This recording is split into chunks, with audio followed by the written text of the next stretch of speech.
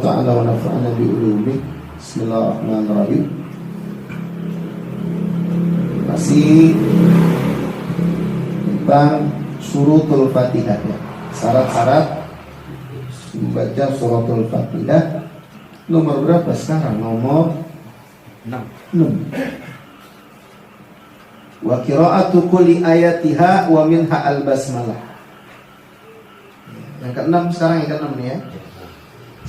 Wa qira'atu kulli ayatiha, di antara syarat di dalam membaca suratul Fatihah, terutama di dalam sholat.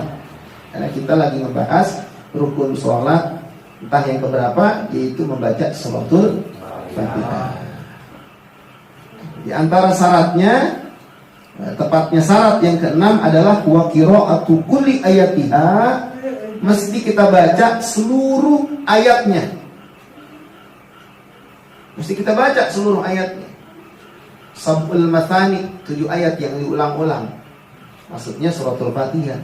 Karena ini surah ataupun ini 7 ayat senantiasa diulang setiap sholat ya, tergantung jumlah rakaatnya. Bahkan di luar sholat dikit-dikit Al-Fatihah, dikit-dikit Al-Fatihah.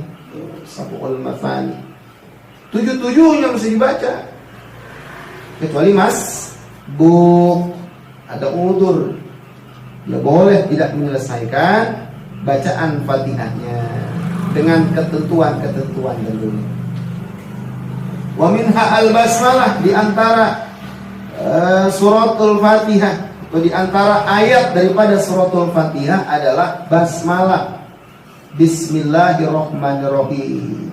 Itu ayat pertama dari suratul Fatihah. Baca, wajib baca, jangan nggak dibaca.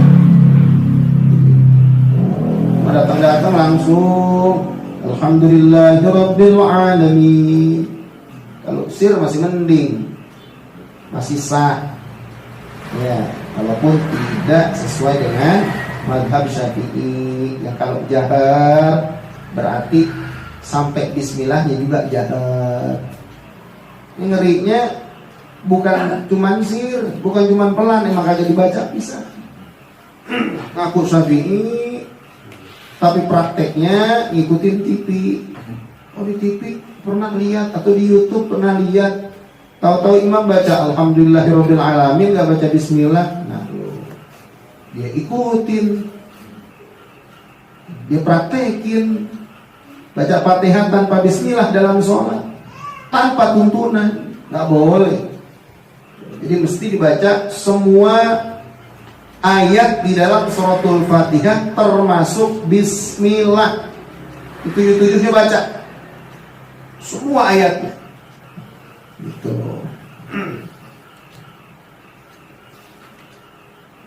Bahkan di syarat yang ketiga bukan cuman ngebaca semua ayatnya, tapi wa mura'atu hurufiha. Yang ketiga kemarin tuh. Iya. Menjaga semua hurufnya.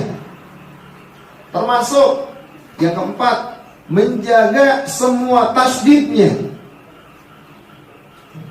Jangan kata ayatnya, semua hurufnya, semua tasdidnya mesti dijaga betul-betul. Dibaca sesuai dengan hak daripada setiap huruf ataupun tasdid yang ada di dalam suratul Fatihah. Intinya mau belajar. Enggak harus di majelis taklim. Teman kita, jamaah kita kan banyak yang udah pada bisa baca Al-Fatihah. Kenapa emang sorogan? Sorogan, minta didengerin, minta dituntun, iya, minta dibimbing. Bahasa kerennya minta diijazahin begitu. Ya. Emang apa begitu? Bang Jawa dengerin Fatihah ada begitu. Kira-kira sama jeleknya nggak mantung.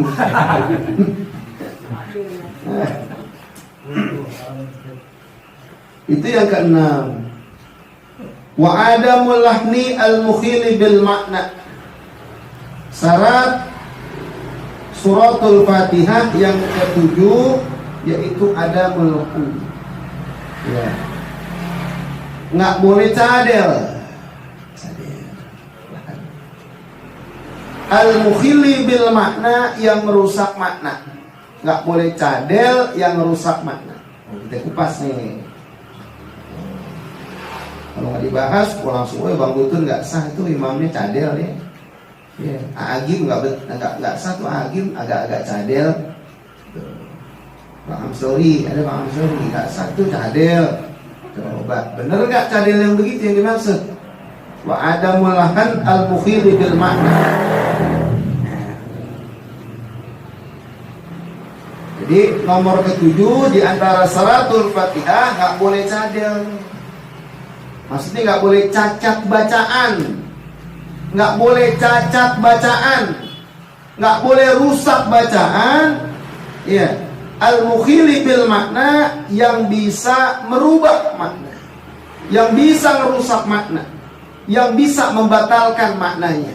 Maknanya jadi berubah, jadi beda, jadi rusak.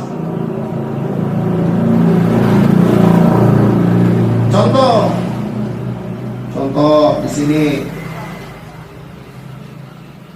mendomahkan ta atau mengkasrohkan taknya lafaz an'amta. Harusnya kan an'amta, siratal ladzina an'amta, gitu kan ya? Didomain jadi an'amtu atau dikasrohin an'amti. Itu yang disebut dengan lahan. Itu yang dimaksud dengan cadel selama ini. Sama guru-guru kita dalam nyampe istilahnya cadel begitu tuh. Lahan, cacat baca. Bukan cadel lidahnya pendek. Iya, enggak. Bukan begitu. Jadi cadel di sini, lahan di sini, cacat baca di sini, seperti mendomahkan atau mengkasrohkan taknya lafaz an'amta. Dia baca siratal ladzina an'amtu, siratal ladzina an'amti. Itu yang tidak memenuhi syarat di dalam pembacaan suratul Fatihah. Itu yang rusak makna, itu yang nggak boleh. Termasuk mengganti mim yang kedua daripada lafaz al-mustaqim dengan nun. Jadi ihdinas siratal mustaqim. Ya, mim ganti nun tuh nggak boleh tuh. Itu yang dimaksud dengan lahan. Ihdinas siratal mustaqim diganti jadi nun tuh. Ujungnya ihdinas siratal mustaqim, itu yang nggak boleh. Begitu. Oke, Bang Ahmad besar jadi imam, jangan ditinggal. Nggak apa-apa. Iya. Kecuali itu tadi dia yang rubah. Kalau baca udah siratal ladzina an'amtu, bubar. Ya. Kalau dia baca apa? Ihdinas siratal mustaqim, baru dia tuh tinggalin boleh. Begitu, gembok pintu masjid, jangan suruh masuk dia.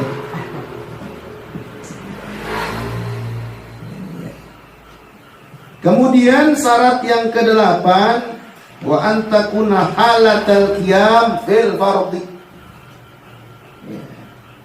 Hendaknya pembacaan daripada suratul Fatihah itu pada saat berdiri di dalam sholat fardu.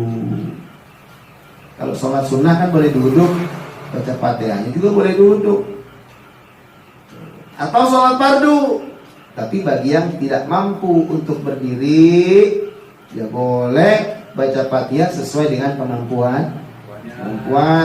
Dia bisanya duduk sholatnya, dia baca Fatihah juga duduk. Begitu. Bisa sholatnya emang tiduran, yang kata diri duduk dia nggak bisa, baca Fatihah tiduran, sah. Das ya. Yang ke-8, hendaknya dibaca pada saat berdiri di dalam sholat fardu bagi yang mampu.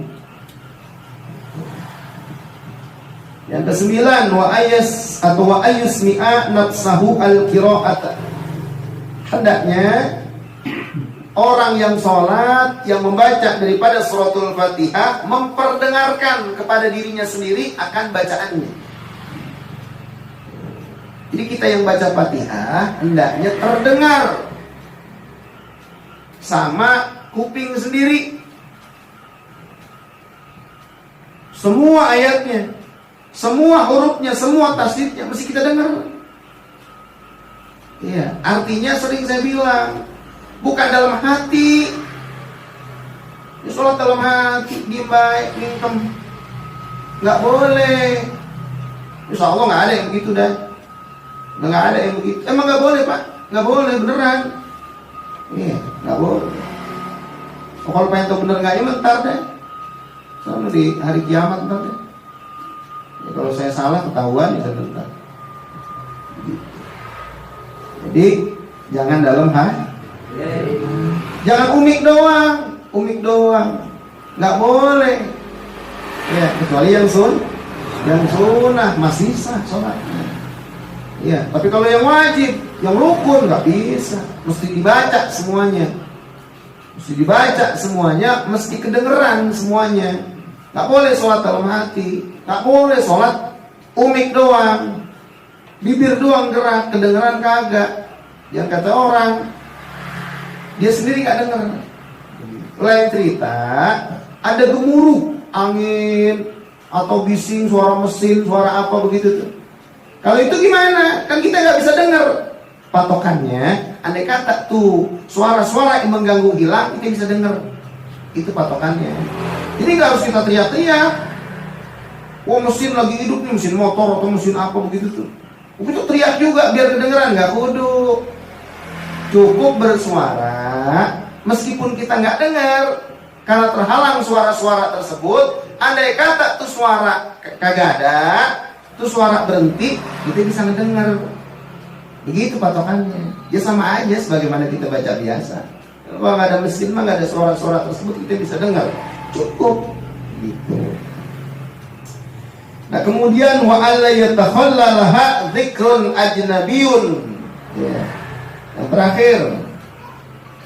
Yang terakhir nggak boleh diselingi ya, bacaan suratul Fatihah kita dengan dzikrun ajnabiyun, zikir yang lain.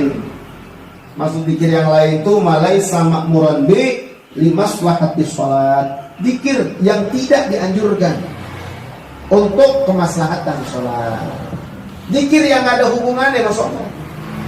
Kalau zikir yang ada hubungannya sama sholat ya boleh. Seperti mana? Amin gitu. Amin. Boleh. Kita lagi enak-enak nih baca ihdinas shiratal mustaqim. Imam sudah waladhdallin. Imam amin, kita amin. Ntar kita terusin lagi. Tertunda. Begitu. Boleh, kenapa? Amin memang dianjurkan untuk dibaca sunnah. Ketika imam waladhdallin, kita sunnah, bukan cuma kita imam, kita semua sebagai makmum sunnah membaca takmin atau amin. Tapi kalau zikir lain nggak bisa, nggak ada hubungannya begitu tuh. Bismillahirrahmanirrahim. Alhamdulillahirabbil alamin. Bismillahirrahmanirrahim. La yadurru ma'asmi syai'un fil ardi wala fis samawati. Maliki yaumiddin. Lah boleh. Kenapa? Nggak ada hubungannya sama sholat. Begitu kira-kira. Dah. 10 ya. 10 syarat di dalam membaca suratul Fatihah di dalam sholat sebagai rukun. Wallahu a'lam bishawab.